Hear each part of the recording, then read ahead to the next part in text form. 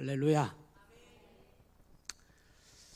오늘 고린도후서 12장의 말씀, 바울 사도가 알레르기가 생길 정도로 반복적으로 조심하고 경계해야 될 것이 있는데 누구든지 자랑하지 말라, 이 말에 아주 바울 사도는 알레르기적 반응을 일으킵니다. 누구든지 자기 자랑하다가 다 영적으로 무너진 것을 너무나 많이 봤기 때문에 누구든지 자랑하지 마라. 그래서 자랑하는 것은 죄라는 거죠. 자기 자랑하는 건 죄다. 그래서 굳이 자랑할 거라면은 11장 30절에 한번 가서 보실까요? 11장 30절에 바울 사도가 이렇게 얘기했어요. 시작. 내가 부득불 자랑할진대 내가 뭐를 자랑하리라? 약한 것을 자랑하리라. 이렇게 얘기합니다. 오늘 12장으로 그 말씀이 넘어와서 약할 때 강함이라, 이런 말을 바울이 고백하고 있는데 바울이 할 말은 아니라고 생각해요. 왜냐하면 본래 바울은 강자였습니다. 강자, 핍박자였죠. 우리 교회는 복음 전하는 사람들은 갑이에요, 을이에요? 예? 을이 갑이에요? 막 갑질해요? 전도 안 될 텐데. 예, 복음 전하는 사람들은 을입니다. 교회는 을이에요. 세상을 대하여 떵떵거리는 자들은 아닙니다. 성도는 을이에요. 예, 갑이 되면 안 됩니다. 우리는 약자입니다. 그래서 저도 약한 거를 드러내는 게 참 부끄러울 때가 있고 드러내고 싶지 않을 때가 훨씬 많아요. 우리 아버님이 삼형제였는데 그 삼형제 중에 가장 착하신 분이야.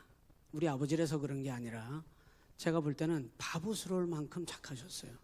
그 욕심도 없으셔가지고 우리 할아버지가 재산이 꽤 있었던 모양인데 우리 첫째 큰아버지하고 우리 아버님이 가운데 둘째였는데 우리 아버님은 자기 목도 못 챙겼어요.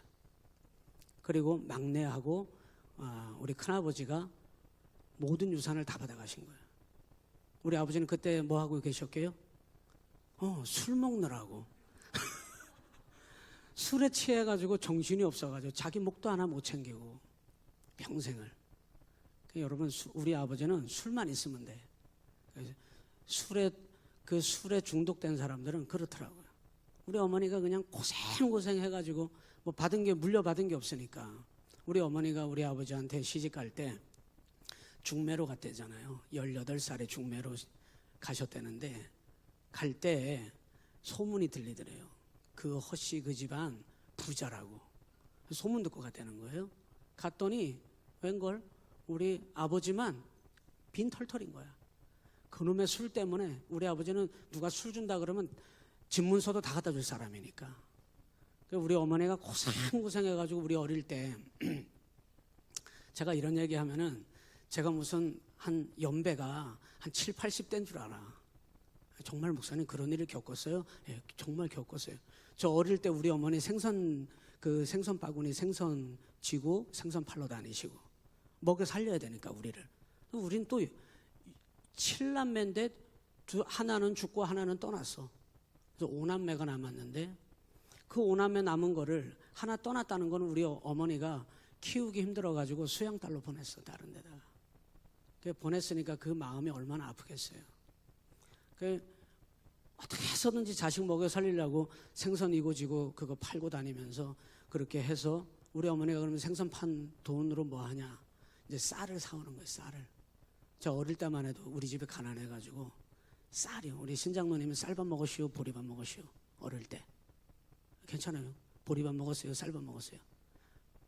예? 쌀밥 먹었다 그러면 안 될 것 같아서 그런가 봐. 괜찮아요. 보리밥 먹은 동지들 한번 손 좀 들어보셔. 우리 어머니가 어떻게 해서든지 쌀밥 먹이고 싶어가지고. 이제 쌀을 사다 놓는다요. 쌀을 사다 놓으면은 우리 아버지가 쌀을 갖다 팔아. 술 먹으려고. 우리 어머니가 얼마나 억장이 무너지겠어요. 이제 쌀 분명히 사다 놨는데 쌀이 없어지니까 우리 어머니가 부엌에 앉아가지고 대성통곡을 하는 거야. 저놈의 막 나는 우리 어머니한테 욕을 배웠어요. 나는 세상에 들어보도 못한 욕을 우리 어머니가 다 하더니 이런 육실할 뭐 하면서 막 하는데 나는 그게 처음에 무슨 말인지 몰랐어. 나중에 보니까 그게 욕인데 우리 아버지를 놓고 하더라고. 그렇게 그 부엌에 아궁이 앞에 앉아가지고 막 우시면서 우리 어머니가 죽어야 돼 하면서. 근데 우리 아버지가 그렇게 착해요. 그냥 착하기만 해. 정말 지금 보면은 그게 참 힘이었는데, 예. 악한 것보다는 낫잖아요, 그죠? 근데 제가 그때 보면서 그런 생각을 했습니다. 사람이 약해 빠지면 안 되는구나. 약해 빠지면 손해 보는구나. 약하면은 죽는 거구나. 약하면은 집어삼킴을 당하는 거구나. 약하면 무너지는구나. 이런 것을 제가 혼자 어린 마음에 그걸 보면서 그렇게 생각을 한 거예요. 그러니까 목회를 해도요, 강한 목사가 돼야지. 아멘은 하지 마셔. 오늘 설교의 내용은 반대로 가는 거니까. 오늘 설교의 내용은 반대로 가야 된다는 얘기예요. 약할 때 강함이래잖아요. 강한 거 싫어하는 사람 봤어요? 전 못 봤어요. 강한 것만이 다 좋은 줄 알았어. 강한 것만이. 강자, 성경에서 변화되지 않았다면 강자 중에 강자가 누구냐? 바울 사도입니다. 사울. 이 사람은 세상 딸릴 게 없어요. 누구하고 비교해도 이 사람은 꿀릴 게 없어. 강자 중에 강자. 그랬던 사람이 오늘 와가지고 우리한테 뭐라 그래요? 자랑할 것이 있다면은 네 약한 것을 자랑해라 이렇게 얘기해. 그러니 이게 이해가 돼요? 여러분 이해가 돼요, 안 돼요? 이해가 되면 여러분은 은혜 받은 사람들이야. 이해가 되시기를 바라요. 예. 약할 때 약한 것을 자랑하리라 그러더니 오늘 12장에서 우리 1절부터 10절까지 쭉 읽었잖아요. 9절에 뭐라고 얘기해요? 9절 가서 한번 봐봐요. 이거 바울이 하는 말이에요. 주님께 이 말을 들은 거예요. 뭐라고 그랬느냐? 주님이 9절에 시작. 나에게 이르시기를 내 은혜가 내게 족하도다. 이는 내 능력이 약한 데서 온전하여 짐이라. 주님이 이 말씀을 딱 하시니까 바울이 반박을 못합니다. 그래서 그리스도인의 능력이라고 하는 거는 내가 그냥 부러질지언정 강하게만 한다고 해서 여러분 그게 능력이 되는 건 아닙니다. 나는 약해 빠져서 큰일 났어. 아니에요. 괜찮아요. 큰일 난 거 아니에요. 나는 아는 게 별로 괜찮아요. 아는 게 별로 없어도 아무 문제 없어요. 이왕이면 좀 더 알면 좋죠. 하나님을 아는 것이 힘입니다.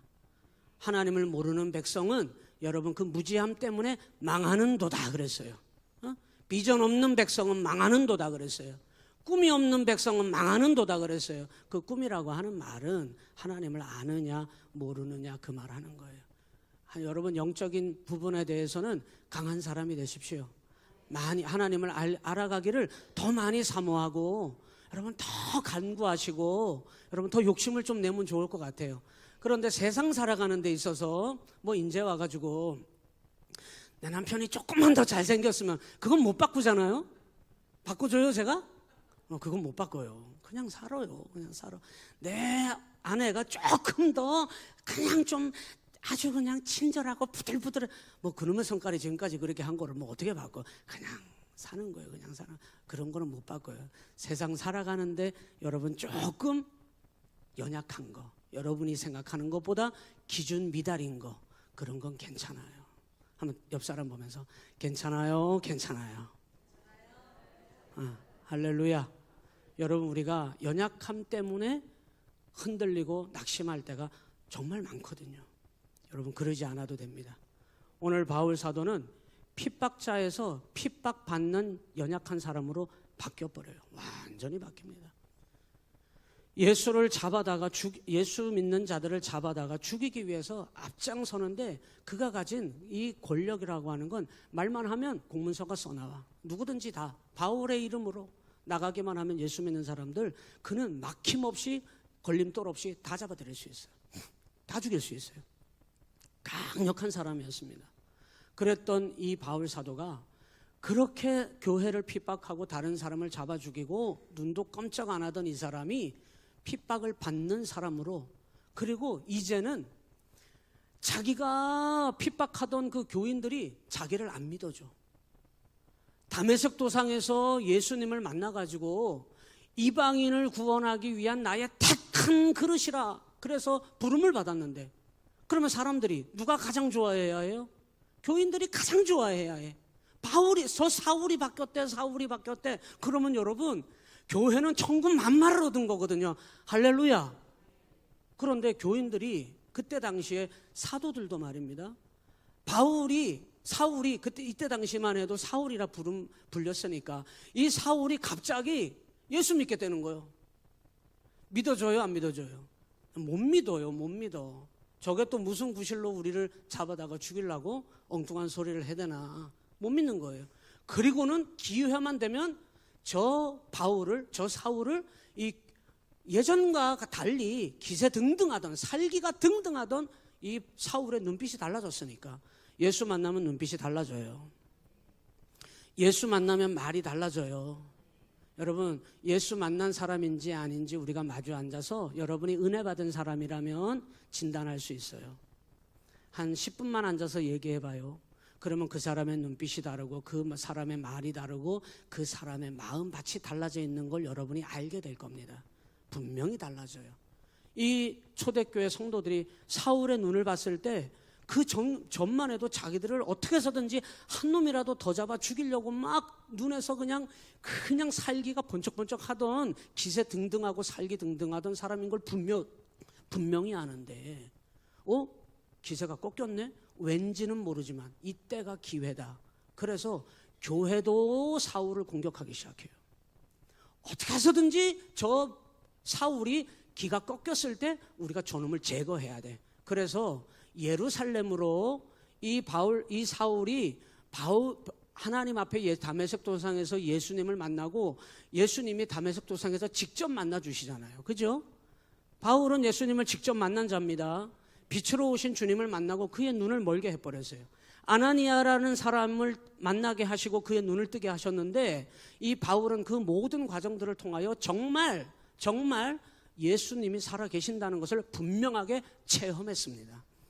그리고는 그가 정말 체험한 그 바울 사도가 복음의 사도로 쓰임받기 위해서 그를 예루살렘으로 데려다 놨거든요. 그런데 이 바울을 죽이려고 했던 가장 앞장서서 바울을 죽이려고 앞장섰던 사람들이 교인들이었어요. 그래서 가만히 내버려뒀다가는 이 바울이 예루살렘에서 죽어나갈 것 같아서 이 바울을 피신시켜가지고, 그때 당시에 아라비아, 지금은 아라비아 광야라 그래요. 아라비아 광야로 그를 피신시켜서 거기서 몇 년 동안 숨어 지내냐면 3년이나 거기서 바울 사도가 숨어 지내요. 못 나타납니다. 왜? 이제는 옛날에 기세등등하는 사울이 아니에요. 교인들이 이놈 잘됐다, 멱살을 잡아 틀어도 바울은 예수님을 만났기 때문에 눈빛이 달라졌고 말이 달라졌고 그의 삶의 방향이 달라졌기 때문에 예전 같으면은 그러지도 못했겠지만 교인들이 바울에게 두 눈을 뜨고 쳐다도 못 봤을 텐데, 여러분, 그가 기가 꺾이고 그의 눈빛이 달라진 걸 보고 이 교인들이 설마 저 사람이 진짜 예수 믿는 사람이 됐겠어? 안 믿었어요. 끝까지 안 믿었습니다. 그리고 그 바울을 이때다 싶어서 교회조차도 바울을 죽이려고 했다니까요. 예루살렘에 데려다 놓고 복음의 사도로 쓰임받기 위해서 그를 데리고 왔는데, 이 바울을 죽이려고 앞장서는 사람들이 교인들이었기 때문에 그를 피신시킬 수밖에 없었습니다. 교인들만 바울을 잡아 죽이려고 했던 게 아니고 이 로마 정부의 군사들도 바울을 잡아 죽이려고 하는 거예요. 유대인들도 바울을 잡아 죽이려고 하는 거예요. 아니, 이놈이 변절을 했네. 유대교 입장에서는 바울은 충실한 유대교인인데 기독교로 전환을 했거든요. 이 유대교인들이 볼 때는 변절자예요. 저 사울을 죽여야 되겠다. 그러니까 여기서 공격해요, 저기서 공격해요. 여러분, 바울 사도는 지금까지 한 번도 그런 낭패를 경험해 본 적이 한 번도 없는 사람입니다. 여러분, 영적인 밑바닥에서부터 하나님이 여러분을 건져 올리셔갖고는 내가 너를 구원하였고, 내가 너를 살려주었고, 내가 너의 주인이고, 내가 너에게 은혜를 주었고, 너는 나 때문에 지금 너의 생명이 하나님 안에서 보존되는 것이고, 이거를 바울에게만 얘기한 게 아니라고요. 오늘 우리 모두에게 주님이 이걸 얘기하신 거라고요. 이 영적인 아주 처절한 이 체험이 없이는 주님을 만난 사람이 아니고서는 여러분 우리가 믿음으로 살 수 없는 것입니다. 오늘 바울 사도는 그 주님을 만남으로 정말 지금까지 한 번도 교회 앞에 나타나기만 하면 다 도망가. 바울의 발자국 소리도 알아. 원래 바울은 성정이 얼마나 급하고 정말 대쪽 같은지 몰라. 안 되는 건 안 됩니다. 이 사람이 바울이라 그랬잖아요. 예? 이게 나중에도 스물스물 올라와.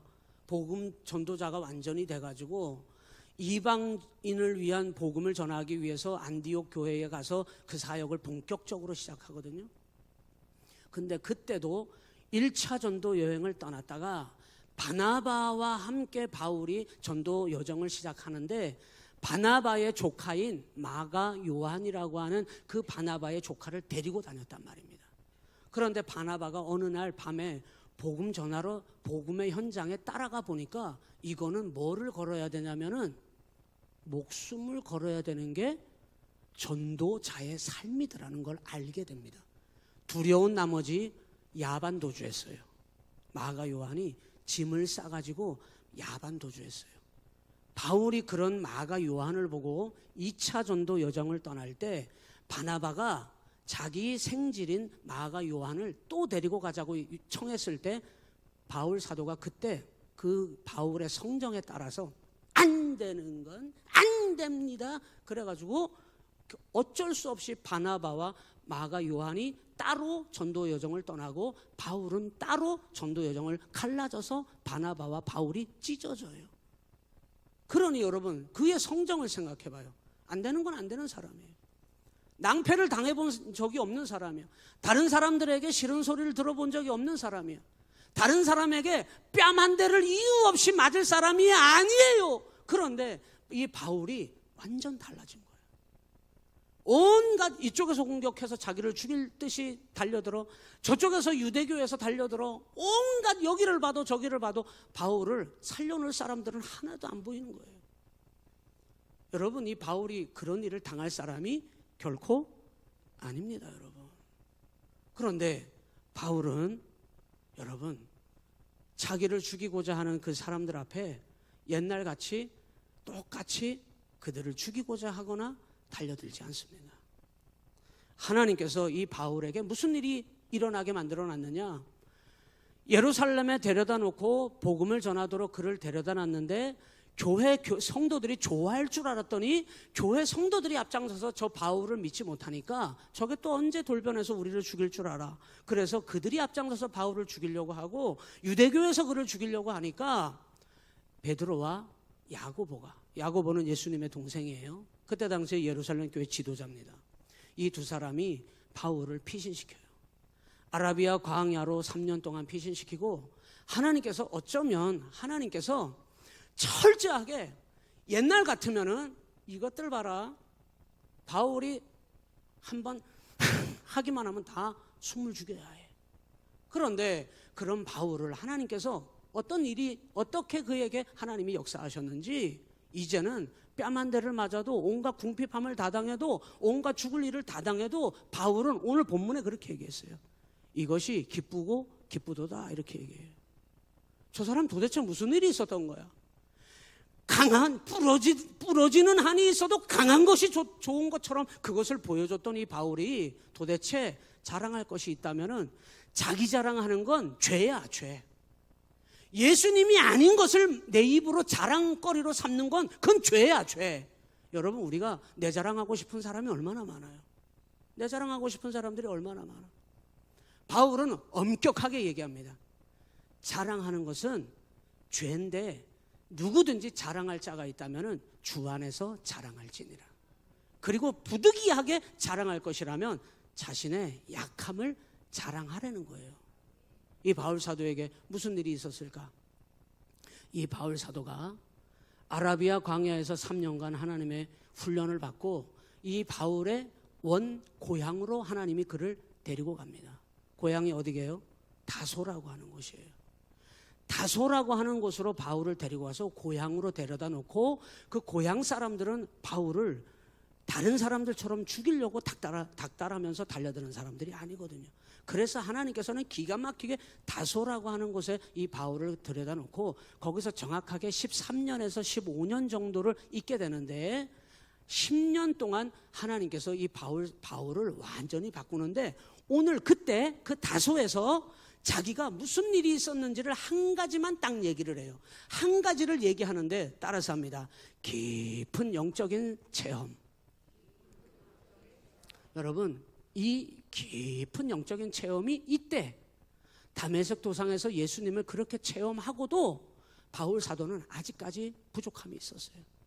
다소에 가서야 아라비아 광야에서 3년의 엄청난 훈련을 받고 그것도 모자라 하나님은 다소에서 13년에서 15년의 시간을 하나님이 거기서 보내게 하셨는데 10년이라고 하는 시간을 하나님이 그거 다소에다가 그를 집어넣어 놓고 훈련시키시는데 그때 바울 사도에게 엄청난 영적인 체험을 하나님이 허락하셨는데 이 깊은 영적인 체험을 통하여 이 바울은 어떤 사람으로 변했느냐? 오늘 고린도후서 12장에서 약함을 자랑하는 자. 이 약한 것을 자랑하라고 하는 말은 오늘 본문에 나와요. 그거는 조금 이따 얘기하고요. 이 다소에서 10년 동안 하나님께서 그를 자기 그 고향에다가 집어넣어 놓고는 이 바울을 하나님이 훈련시키시는데 그때 한 가지 체험을 이야기하는데 오늘 12장 1절에서 그 얘기를 이렇게 시작합니다. 12장 1절 보세요. 시작. 무익하나마 내가 부득불 자랑하노니 주의 환상과 계시를 말하리라. 이거를 다소에서 이 바울이 하나님에 의하여 훈련을 받고 깊은 영적인 체험을 하는데 이 체험 때문에 다소에서의 이 사건 때문에 바울이 진정한 이방인에게 복음을 전하는 자로 완전히 체계가 바뀌어요. 완전히 생각이 바뀌어요. 여러분, 여전히 우리는 세상 것이 여전히 좋은 사람이다. 나는 여전히 세상 기쁨이 더 좋다. 여러분, 확인하지는 않습니다. 여러분, 물어보지는 않을게요. 그런데 여러분이 기도하는 기쁨, 말씀 보는 기쁨, 예배하는 기쁨, 전도하는 기쁨, 주님 앞에 나가는 기쁨, 이 영적인 기쁨보다 내가 여러분 정말 냉정하게 세상 기쁨이 조금이라도 더 좋음으로 남아있다면은 우리는 아직 이 사건이 일어나지 않은 거예요. 도대체 바울은 이 다소에서 무슨 일이 있었느냐? 이렇게 얘기합니다. 이 부분에 대하여 내가 이것도 자랑하는 건 죄이기 때문에 자랑이라고 하는 건 이건 무익해.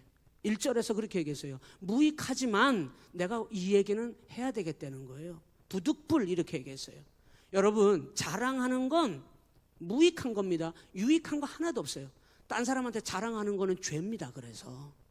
그래서 주님의 환상과 계시를 다소에서 10년 동안 있으면서 마지막 즈음에 이 바울에게 하나님이 보여주신 깊은 영적인 체험이 있었는데 뭐라고 얘기하냐면 2절, 3절, 4절에 나와요. 2절부터 읽어요. 시작.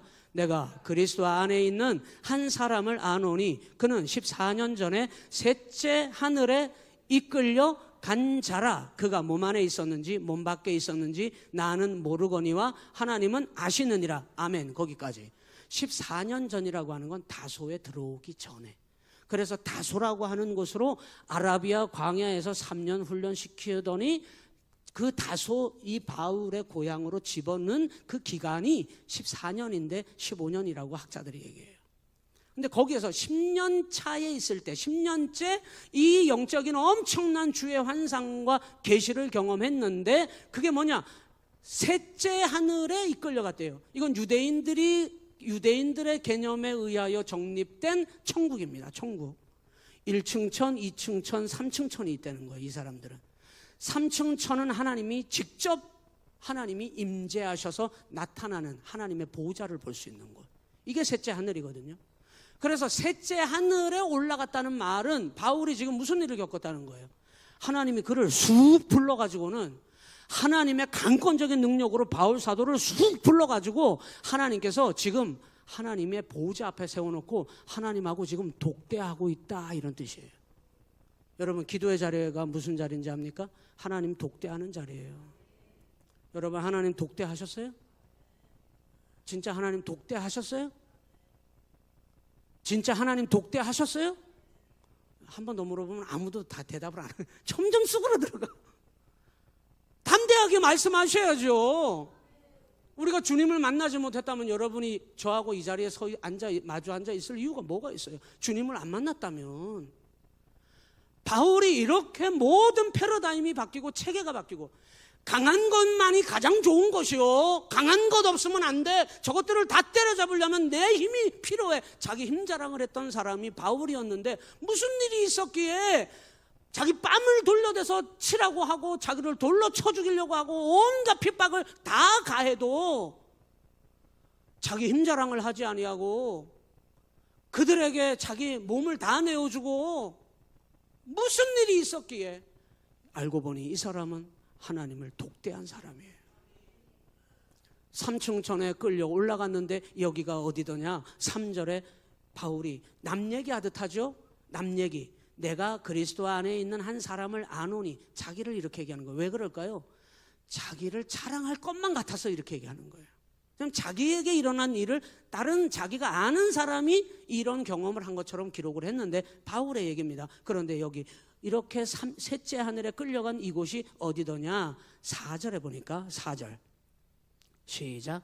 그가 낙원으로 이끌려 가서 말로 표현할 수 없는 말을 들었으니 그 말은 사람이 가히 이르지 못할 말이로다. 하나님 앞에 직접 어떤 말을 들었는데 어디에서? 낙원에서. 하나님의 보좌가 바라보여지는 그 하나님 면전에 하나님이 그를 불러 하나님 앞에 세워놓은 거예요. 여러분, 정말 우리가 믿음 생활할 때 우리의 실체를 보세요. 우리의 실체. 저는 여러분 다른 사람에게 부끄러운 걸, 제 치부를 드러내고 싶지 않은 사람입니다. 저는 저의 나약함이 안 들켰으면 좋겠어요. 저의 허물이 소문이 안 났으면 좋겠어. 여러분 모두도 다 그럴 것입니다. 그런데 이 바울 사도는 자기의 연약함을 하나님 안에서 그대로 인정하고 있는 것을 우리가 볼 수 있잖아요.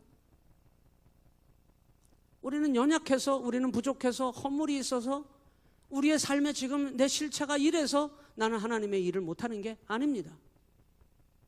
정말 여러분 하나님을 독대한 자가 되고 정말 주님을 맞닥뜨려 만난 자가 되면은 내 삶의 형편이 중요해지는 게 아닙니다, 여러분. 내가 가진 재산과 내 가진 힘과 내가 가지고 있는 여러분 스펙이라든지 내 힘이 여러분 중요해지는 게 아닙니다, 여러분. 내가 연약해 빠져도 아무 문제 없어요. 이 바울 사도가 그 낙원으로 이끌려가서 말로 표현할 수 없는 말을 하나님으로부터 직접 들어요. 직접 들어요. 여러분, 저는 여러분 한 분 한 분이 목사님을 통하여, 셀장님을 통하여, 선교회장님을 통하여, 믿음 좋은 다른 권사님을 통하여 여러분이 하나님에 대하여 듣는 거, 여러분 그것보다 여러분이 직접 여러분의 눈으로 주님을 만나기를 원하고, 여러분의 귀로 주님의 말씀을 듣기를 원하고, 여러분이 직접 주님의 그 피 묻은 손으로 여러분을 치유하시고 일으키시고 새롭게 하시고, 난 여러분이 직접 경험하셨으면 좋겠어요. 왜 한 달에 걸쳐서 여러분이 들어야 돼요? 아니면 듣지 못해야 돼요? 여러분, 하나님은 누구에게든지 사모하는 영혼, 하나님의 말씀을 갈구하는 영혼에게 누구든지 하나님은 다 만나주시는 것을 믿으셔야 해요. 못 만날 이유가 없는데, 알지 못할 이유가 없는데, 여러분 오늘 이 저녁에 그런 시간 만드시기를 주님의 이름으로 축복합니다. 여러분, 자존심 내세울 일이 아니고 하나님 독대하지 못하면 다메섹 도상에서 주님 만났다 치더라도 바울은 15년이 걸렸어요.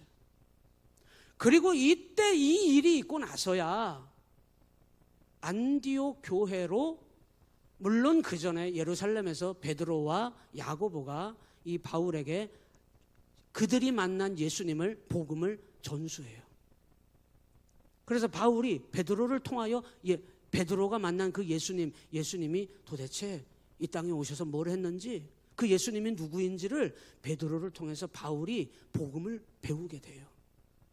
그리고 본격적으로 이 베드로와 야고보를 통하여 바나바를 붙여서 이 이방인의 복음을 전하는 일에 가장 그때 당시에 하나님이 집중하고 바라보고 있던 교회가 있었는데 안디옥 교회입니다. 안디옥 교회. 거기다가 바울을 갖다 보내요. 그리고 바울이 그곳에 안디옥 교회에 바나바와 둘이 들어가면서부터 안디옥 교회가 그때부터 비로소 아하, 저들은 도대체 무슨 일을 하는 사람들인가 봤더니 저들이 그리스도인이구나 라고 하는 말이 안디옥 교회를 통하여 드러나기 시작합니다. 그리스도인이 뭐예요? 우리 예수 믿는 사람이야. 우리는 예수쟁이야. 우리는 예수님을 위해서 사는 사람들이야. 우리는 예수님 때문에 사는 사람들이야. 우리는 예수님 아니면 빈 껍데기들이야. 여러분, 이것을 인정하게 되었다는 뜻이거든요. 그리스도인이라. 비로소 바울이 이 엄청난 3,000층에 올라가 주님을 독대함으로 말미암아, 그래서 뭐라고 이야기했느냐? 내가 부득이 자랑할 것이 있다면 약한 것을 자랑하려고 하는데 왜 그래야 되느냐? 고린도후서 4장 7절에 가서 보면은, 여러분 화면에 띄워주면 좋겠고, 못 띄워주면은 여러분 성경으로 넘어가서 고린도후서 4장 7절에 가서 봐요. 바울 사도가 이걸 경험하고 여기다가 이렇게 썼어요. 같이 읽습니다. 시작. 우리가 이 보배를 질그릇에 가졌으니 이는 심히 큰 능력이 하나님께 있고 우리에게 있지 아니함을 알게 하려 함이라. 할렐루야. 여기서 보배는 뭐고 질그릇은 뭐예요? 보배는 예수님이시고 질그릇은 깨지기 쉬운 나예요. 바울은 이왕이면 자기를 표현할 바 금그릇이라 하지. 예? 저는 목사 중에도 금그릇 같은 목사입니다, 이렇게 얘기하면 더 좋잖아요. 그런데 굳이 자기를 그냥 잘못 툭 치기만 해도 쉽게 쫙 깨져버리는 자기를 질그릇에다 비유했어요. 그게 우리 인생이라는 걸 비로소 깨달았거든요. 그 질그릇에, 그런데 연약한데 질그릇인데 나는 능력이 나타나. 왜? 그 심히 큰 능력은 누구에게 있기 때문에? 하나님께 있기 때문에. 그 하나님의 능력이 어떻게 나에게 나타나는데? 질그릇 같은 나에게 보배이신 예수님이 담아져 있기 때문에. 이게 복음이잖아요. 이게 여러분에게 이루어진 일이잖아요. 그래서 여러분, 우리는 약하지만, 우리는 아무것도 아닌 것 같지만 끊임없이 앞으로 할 수가 없겠어. 앞으로 할 수가 없겠어. 요즘 왜 이렇게 비가 오면 그냥 다 쓸어버려. 요즘은 뭐 비만 오면은 사람이 다 죽어나가. 세상에, 여러분, 정말 세상이 우리가 우리 힘으로 아무것도 할 수 없는 점점 그런 세상이 우리에게 치달아 왔습니다. 여러분, 자고 일어나서 내 자녀에게 아무 일이 없고 내 삶에 아무 일이 없고 내가 아무 일 없이 눈을 뜨고 있는 자체가 엄청난 하나님의 기적인 것이 우리가 지금 살고 있는 이런 세상이란 말입니다. 여러분, 믿는 성도는 그런 걸 보지 않아도 내가 지금 숨쉬고 있는 자체가 하나님의 은혜임을 고백하셔야 합니다. 그 능력은 나는 질그릇이지만 내 안에 내가 담고 있는 복음으로 내가 맞아들인 내 안에 계신 그 예수님이 보배가 되셔서 심히 큰 능력은 하나님의 능력이라. 여러분, 여러분이 누구예요? 우리는 어찌할 바가 없어서 죽지 못해 사는 사람들이 아닙니다. 여러분, 왜 전능하신 하나님, 그 하나님 바라보고 있으면서 죽지 못해 사는 것처럼 우리는, 여러분, 우리에게 하나님의 큰 능력이 있음을 여러분, 오늘 나는 약하지만 약한 것이 능력이라고 고백하는, 그래서 그게 자기의 능력이 이제는 더 이상 아니라 내 안에 계신 예수님이 능력이 되신다고 고백하는 이 고백을 여러분의 입을 통하여 하나님 기쁘시게 하실 수 있기를 주님의 이름으로 간절히 축원합니다. 오늘 여러분, 이 말씀은 우리에게 주신 말씀이에요. 여러분의 삶의 형편이 어떠하든지 주님이 다 아십니다. 그리고 하나님께서 여러분을 일으키실 겁니다. 책임지실 겁니다. 가장 복되게 하실 것입니다. 그렇다면, 하나님의 그 역사를 믿는다면 우리는 내 자신은 죽고 오직 내 안에 계신 오늘 바울의 고백과 같이 예수 그리스도만이 영광을 받으시고 나타나는 삶을 여러분 살아가도록 온 힘을 다하시기를 주님의 이름으로 간절히 축원합니다.